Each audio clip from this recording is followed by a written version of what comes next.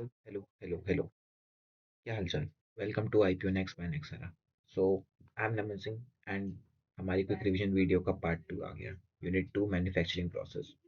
आपने यूनिट 1 समझा होगा, आई होप आपको समझ भी आया हो अच्छे से। तो यूनिट 1 में हम लोगों ने क्या क्या पढ़ा? कास्टिंग पढ़ा, उसके रिलेटेड चीज़ें पढ़ी, पैटर्न पढ़ा, गेटिंग सिस्टम करी एंड ऑल द थिंग्स पढ़ा। अब हम लोग बात करते हैं यूनिट 2 की, मैन्युफैक्चरिंग प्रोसेस में। तो हमारे पास यूनिट 2 में क्या क्या चीज़ें हैं? सबसे पहले एजेंडा देखते हैं आज का। आज हम लोग पढ़ेंगे वेल्डिंग के बारे में, वेल्डिंग प्रोसेस के बारे में।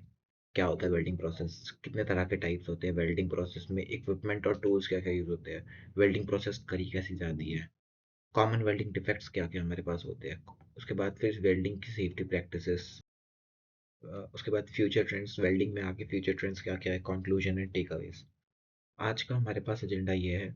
वेल्डिंग आपने जिस, मैं फिर से करो, जिस बच्चे ने यूनिट 2 कवर कर रखी है, जैसे वेल्डिंग पढ़ी हुई है, तो उसके लिए सिर्फ रिवीजन सीरीज है। जिसने नहीं भी पढ़ी है, पीपीटी आप पढ़ के जाइए, समझ के जाइए, सुन के जाइए मुझे अच्छी तरीके से, तो आप वेल्डिंग के बारे में पेपर में जैसे सवाल आएंगे आप आराम से लिख सकते हैं। तो लेट्स स्टार्ट। सबसे पहला, वेल्डिंग प्रोसेस होता क्या है? वेल्डिंग प्रोसेस डेफिनेशन, जैसे पहले इसमें लिखी हुई डेफिनेशन को आप पढ़िएगा आराम से, कोई दिक्कत नहीं आती। मैं आपको बताता हूँ वेल्डिंग प्रोसेस क्या होता है। वेल्डिंग प्रोसेस हमारे पास एक ऐसा प्रोसेस होता है जिसमें मटेरियल को हम लोग अलग अलग एप्लीकेशंस के थ्रू जोड़ते हैं। चाहे वो हीट एप्लीकेशन हो, चाहे वो प्रेशर एप्लीकेशन हो, या वो दोनों की मदद से ही क्यों ना करा गया हो। और वेल्डिंग प्रोसेस में हमारे पास स्ट्रॉन्ग और परमानेंट बॉन्ड हमारे पास बन के आते हैं। इस प्रोसेस में फिलर मटेरियल्स हमारे पास यूटिलाइज होते हैं, जिससे जो जो जोड़ते हैं अलग अलग मटेरियल्स को। ठीक है, तो ऐसा समझ लीजिए वेल्डिंग बेसिकली हमारे पास जोड़ने का तरीका होता है अलग अलग तरह के मटेरियल्स को, अलग अलग तरह के मेटल्स को, जिनकी अलग अलग डिफरेंट डिफरेंट प्रॉपर्टीज होती है और सेम प्रॉपर्टीज हो सकती है। उन सबको जोड़ने के तरीके को वेल्डिंग कहते हैं। और ये हीट एप्लीकेशन और प्रेशर एप्लीकेशन या दोनों के एक साथ एप्लीकेशन से हमारे पास पॉसिबल हो पाता है। अब इंडस्ट्रीज में वेल्डिंग का इंपॉर्टेंस क्या है? वेल्डिंग का बहुत ज़्यादा इंपॉर्टेंस है। ऑटोमेटिव इंडस्ट्रीज हो गया, मैन्युफैक्चरिंग हो गया, शिप बिल्डिंग हो गया, कंस्ट्रक्शन में हो गया, क्योंकि अलग अलग मटेरियल्स के पार्ट्स को जोड़ करके हमारे पास एंड प्रोडक्ट की मैकेनिकल स्ट्रेंथ, मैकेनिकल प्रॉपर्टीज बहुत ज़्यादा इन्हेंस होती है। तो इसीलिए वेल्डिंग हमारे पास बहुत इंपॉर्टेंट होती है किसी भी तरह की इंडस्ट्रीज में। तो वेल्डिंग क्या हो गया? अलग अलग मटेरियल्स को जोड़ना with the help of heat, pressure और बोथ। नेक्स्ट टॉपिक पे हम लोग बढ़ते हैं, that is types of welding. Weldings के कितने तरह के होते हैं? तो आप देख सकते हैं प्लास्टिक और versus fusion welding. Plastic welding क्या होता है? प्लास्टिक वेल्डिंग हमारे पास होता है जिसमें हम लोग प्रेशर की हेल्प से थर्मोप्लास्टिक मटेरियल्स को जोड़ते हैं। प्रेशर्स की हेल्प से हम लोग थर्मोप्लास्टिक मटेरियल्स को जोड़ते हैं। वही फ्यूजन वेल्डिंग क्या होता है कि फ्यूजन वेल्डिंग में हमारे पास हम लोग मेल्ट करते हैं, मोल्टन मेटल को हीट मेल्ट करते हैं, फ्यूज, उसके बाद दोनों को जोड़ते हैं, देन सॉलिडिफाई करते हैं। इसमें हमें प्रेशर की भी रिक्वायरमेंट नहीं होती है। तो फ्यूजन वेल्डिंग हमारे पास मेल्ट करने पे, हीट करते हैं, मेल्ट करते हैं, प्रेशर की रिक्वायरमेंट नहीं होती, तो इससे हमारे पास वेल्ड प्रोड्यूस होता है। उसको उस प्रोसेस को हम लोग फ्यूजन वेल्डिंग कहते हैं। हर एक मेथड का अपना एक खुद का सिग्निफिकेंस होता है और इससे एक डिजायर्ड आउटकम हमारे पास निकल के आता है। प्लास्टिक और फ्यूजन वेल्डिंग में कॉमन वेल्डिंग मेथड्स क्या क्या होते हैं? तो हमारे पास कॉमन वेल्डिंग मेथड्स में हमारे पास सबसे ज़्यादा मिग वेल्डिंग और टिग वेल्डिंग हमारे पास होता है, और आर्क वेल्डिंग। ये तीन मेथड अलग अलग एडवांटेज होता है अलग अलग मेथड्स का। जैसे कि स्पीड हो गया, प्रिसीजन हो गया, वर्सैटिलिटी हो गया, अलग तरीका हो गया। मैं आपको अलग अलग तीनों वेल्डिंग्स दिखाता हूँ। पहले आपको दिखाता हूँ मैं मिग वेल्डिंग।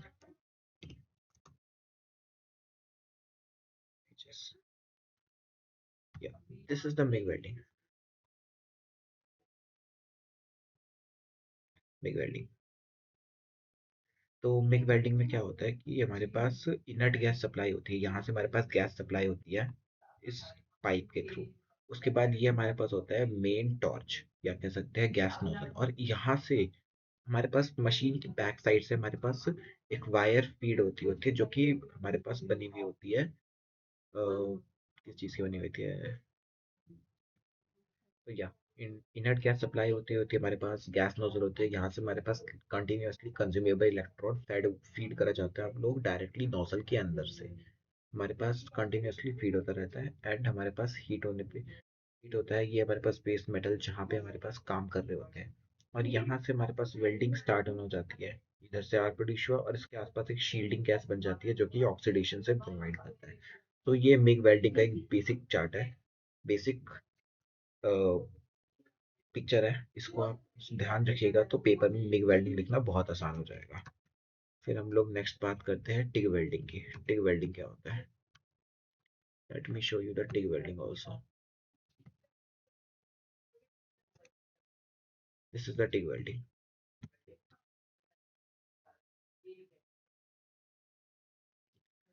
तो या this is the TIG welding photo. TIG welding में हमारे पास मिग वेल्डिंग के जैसा ही ऑलमोस्ट सेम होता है, लेकिन एग्जैक्ट सेम नहीं। इनर्ट गैस सप्लाई, यहाँ से हमारे पास गैस सप्लाई हो रही होती है। This is the torch nozzle. ये हमारे पास फिक्स टंगस्टन इलेक्ट्रोड रहती है और ये नॉन कंज्यूमेबल इलेक्ट्रोड हमारे पास रहती है। मिग वेल्डिंग में हमारे पास इलेक्ट्रोड कंज्यूमेबल रहती है, लेकिन टिग वेल्डिंग में हमारे पास नॉन कंज्यूमेबल इलेक्ट्रोड रहती है। और यहाँ से हमारे पास सबसे ज़्यादा हमारे पास आर्क प्रोड्यूस हो रही होती है। ये बेस मेटल है और यहाँ पे हमारे पास वेल्डिंग प्रोसेस कॉन्टिन्यूसली चलता रहता है। तो टिग वेल्डिंग बहुत सिंपल है, इसी तरीके से आप लिखिएगा। एंड मिग वेल्डिंग ये रही। अब बात करते हैं हम लोग next is arc welding. Arc welding भी आपको दिखाता हूँ।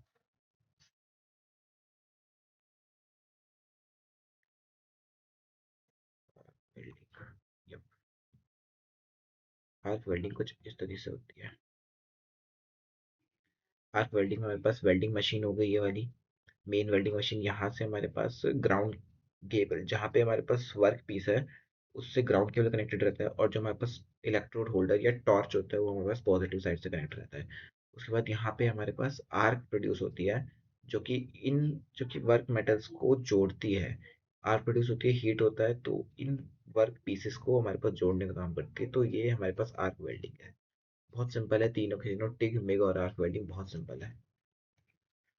तो ये चीज़ें है। कंपैरेटिव एनालिसिस की बात करा जाए तो while comparing with the welding type factory, जहाँ पे एफिशिएंसी, कॉस्ट इफेक्टिवनेस और मटेरियल कंपैटिबिलिटी वही कंसिडर किया जा सकता है। या this is the types of welding, plastic versus fusion welding paper में आ जाता है। पेपर में ये भी आता है कि मिग वेल्डिंग, टिग वेल्डिंग और आर्क वेल्डिंग, इन तीनों वेल्डिंग को आप एक्सप्लेन करिए कि इन तीनों वेल्डिंग में क्या क्या कंपोनेंट्स होते हैं और ये कैसे कैसे होता है। आगे हम लोग बात करते हैं दैट इज वेल्डिंग इक्विपमेंट और टूल्स। टूल्स की वेल्डिंग इक्विपमेंट में क्या क्या होता है? तो एसेंशियल वेल्डिंग इक्विपमेंट में हम लोग जो यूज़ करते हैं दैट इज ऑक्सीजन और एसिटाइलिन सिलेंडर। ये सबसे ज़्यादा इंपॉर्टेंट रहता है, क्योंकि इन दोनों के मिक्सचर से ही हमारे पास किसी भी तरह का वेल्डिंग प्रोसेस कंटिन्यू हो सकता है। ऑक्सीजन और एसिटाइलिन सिलेंडर हमारे पास नेसेसरी गैस के वेल्डिंग के लिए प्रोवाइड करते हैं, और as well as welding torch और रेगुलेटर्स, ये सब भी इंपॉर्टेंट होते हैं हमारे पास। Let me show you the essential gas equipment as essential welding equipment.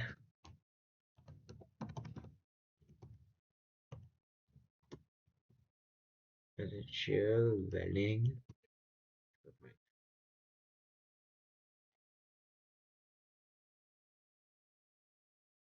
This is the welding tools and equipment जो कि सबसे ज़्यादा इंपॉर्टेंट हमारे पास होते हैं।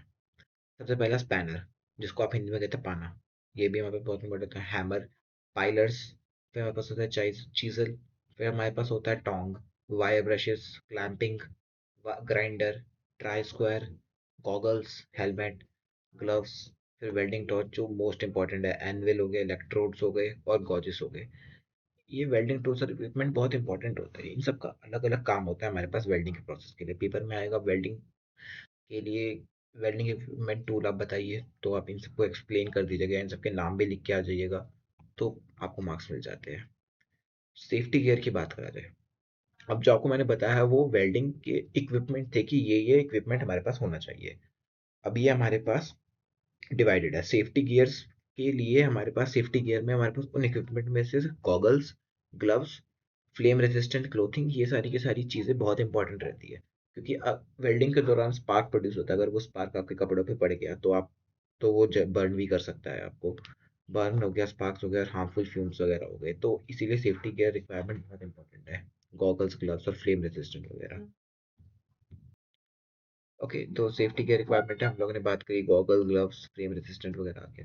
अब इन इक्विपमेंट का मेंटेनेंस भी बहुत इंपॉर्टेंट है, क्योंकि अगर मेंटेनेंस नहीं हुई तो जाहिर सी बात है कि हमारा मशीन खराब हो सकता है, वेल्डिंग इक्विपमेंट खराब हो सकते हैं, हमारे सेफ्टी केयर रिक्वायरमेंट भी खराब हो सकते हैं। तो प्रॉपर स्टोरेज और रूटीन चेकअप बहुत इंपॉर्टेंट है वेल्डिंग के हर एक इक्विपमेंट के लिए। अब हम लोग बात करते हैं वेल्डिंग प्रोसेस ओवरव्यू। तो आपको जो मैंने बताया वेल्डिंग प्रोसेस में, की वेल्डिंग टेक्निक्स में हमारे पास आता है आर्क वेल्डिंग प्रोसेस, जो आपको मैंने दिखाई थी। कि हमारे पास एक वेल्डिंग प्रोसेस में एक इलेक्ट्रिक आर्क जनरेट होता है इलेक्ट्रोड और वर्क पीस के बीच में, जो कि हाई टेम्परेचर, और ये बहुत ज़्यादा टेम्परेचर इनका इतना हाई होता है कि ये मेटल्स को मेल्ट करता है एंड फ्यूज करता है, जोड़ देता है। और आर्क वेल्डिंग ही सबसे ज़्यादा हमारे पास वाइडली यूज होती है, क्योंकि इसका उपयोग अलग अलग एप्लीकेशन वगैरह में होता है। गैस वेल्डिंग प्रोसेस में हमारे पास क्या होता है, गैस वेल्डिंग में हमारे पास ऑक्सीएसिटाइलिन का यूटिलाइजेशन हमारे पास होता है। इससे हमारे पास फ्लेम्स बनती है, ऑक्सीएसिटिलीन के हेल्प से हमारे पास फ्लेम्स बनती है, और ये हमारे पास मेटल्स को फ्यूज करने में हेल्प करता है, मेल्ट करता है उसके बाद फिर फ्यूज करता है। और ये प्रोसेस जनरली रिपेयर वर्क के लिए ही हमारे पास रिक्वायर होता है। और गैस वेल्डिंग प्रोसेस में बहुत ज़्यादा कॉम्प्लेक्स इक्विपमेंट की रिक्वायरमेंट नहीं होती है। सबमर्ज आर्क वेल्डिंग एक ऐसी आर्क वेल्डिंग होती है जिसमें हमारे पास फ्लक्स के अंदर हमारे पास वर्क पीस एरिया के ऊपर फ्लक्स हम लोगों ने बहुत सारा डाला और उसके अंदर हम लोगों ने आर्क की। इसका फायदा ये रहता है कि ऑक्सीडेशन के 0% चांसेस हो जाते हैं कि ऑक्सीडेशन हमारे पास हो, क्योंकि पूरा का पूरा फ्लक्स से हमारे पास ढका हुआ है। और ये जनरली थिक मटेरियल वगैरह के लिए हमारे पास यूज होता है, और लार्ज स्केल प्रोडक्ट प्रोजेक्ट्स में हमारे पास यूज करते हैं इनको। अगर हम लोग बात करते हैं वेल्डिंग के डिफेक्ट, कॉमन वेल्डिंग डिफेक्ट में हमारे पास आ गया स्लैग इंक्लूजन हो गया, अंडरकट हो गया, पोरोसिटी हो गया। हर एक डिफेक्ट वेल्डिंग की स्ट्रेंथ को खराब कर देता है। तो इनको जितना जल्दी आप सब पहचानेंगे, डिफेक्ट जानेंगे कहाँ कहाँ पे, तो उतना ही ज़्यादा अच्छा लगेगा। तो आपको मैं वेल्डिंग डिफेक्ट दिखाता हूँ। Let me show you the welding defect.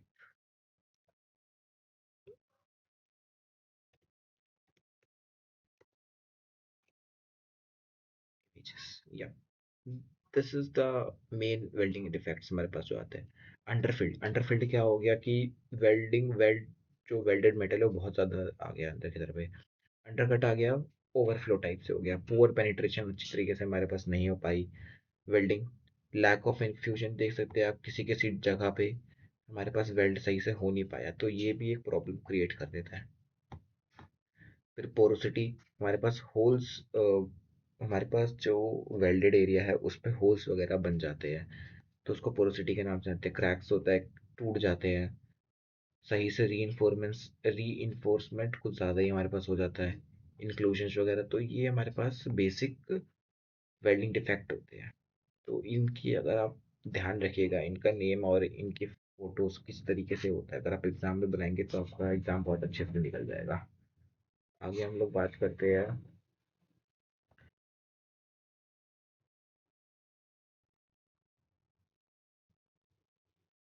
यार, और इन जनरली ये डिफेक्ट किस वजह से आता है। ये जो डिफेक्ट्स वगैरह हमारे पास आते हैं वो आता है इम्प्रॉपर टेक्निक्स की वजह से, मेल फंक्शन की वजह से, इन्वायरमेंटल कंडीशंस की वजह से हमारे पास आते हैं। तो इसीलिए हमारे पास डिफेक्ट्स वगैरह आ जाते हैं हमारे पास। अब इनसे बचने का तरीका क्या है, इनसे बचने का तरीका है कि आप वेल्डिंग बहुत अच्छी तरीके से करें। क्वालिटी कंट्रोल वगैरह भी बहुत इंपॉर्टेंट है हमारे पास होते हैं। तो वेल्डिंग से ऐसे बचा जाता है। वेल्डिंग डिफेक्ट आपने देखा कॉजेस क्या क्या होते हैं डिफेक्ट्स के। अब वेल्डिंग सेफ्टी और प्रिकॉशंस बहुत इंपॉर्टेंट है वेल्डिंग में। Safety, importance of safety in welding. Safety जरूरी क्या जरूरी इसलिए है सेफ्टी, क्योंकि वेल्डिंग के दौरान अगर स्पार्क आपके कपड़ों पे गिर गया तो आपका कपड़े बर्न हो सकते हैं, आपको हाथ पे जल सकता है, एक्सीडेंट्स वगैरह हो सकते हैं। तो इन सब से लिए प्रोटोकॉल, इंपॉर्टेंट प्रोटोकॉल्स वगैरह होते हैं जो कि वर्किंग एनवायरनमेंट में आपको बताए जाते हैं, ताकि आप वेल्डिंग वगैरह सही से कर सके। उसके लिए आप लोग अप्रोप्रिएट प्रोटेक्टिव इक्विपमेंट यूज़ कर सकते हैं, हेलमेट, ग्लव्स और प्रोटेक्टिव क्लोथिंग वगैरह सबसे ज़्यादा इंपॉर्टेंट रहती है। फिर safe handling of material and equipment. आपका काम होने के बाद टॉर्च को उसी जगह पे सही से रखिए, इलेक्ट्रोड्स को उसी जगह पे सही से रखिए। तो ये सब चीज़ें भी इंपॉर्टेंट हमारे पास रहती है। बात करते हैं फ्यूचर ट्रेंड्स के बारे में। फ्यूचर ट्रेंड्स एज सच पूछा नहीं जाता एग्जाम में, लेकिन ध्यान रखिएगा advancement in welding technology. Welding industry हमारे पास बहुत ज़्यादा एडवांसमेंट पे रहती है, क्योंकि ऑटोमेशन रोबोटिक्स में वेल्डिंग बहुत ज़्यादा इम्पॉर्टेंट है। वहाँ पे चीज़ों को जोड़ना सबसे ज़्यादा ज़रूरी रहता है, तो इसलिए वेल्डिंग का ऑटोमेशन सोसाइटी और रोबोटिक सोसाइटी में बहुत इंपॉर्टेंस रोल होता है।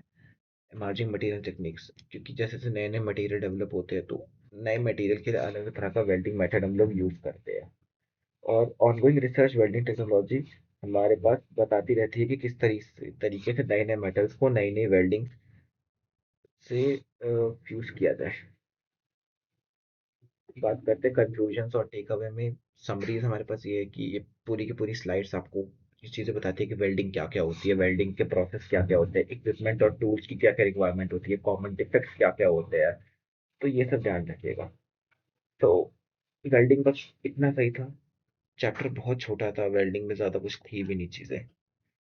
तो वेल्डिंग बस इतना सही था। अब अगर आपने पढ़ रखा हो चैप्टर तो ये आपके लिए बहुत हल्की चीज़ थी। जिसने नहीं पढ़ रखा हो वो बस इस पीपीटी को भी पढ़ के जाए एग्जाम में तो उसका बहुत अच्छे से हो सकता है। वही सेम चीज़ जो कास्टिंग के लिए बोला था वही सेम यहाँ वेल्डिंग बहुत ही स्कोरिंग टॉपिक है, पेपर में आता है, आप लिख दीजिएगा आराम से, आपका काम बन जाएगा।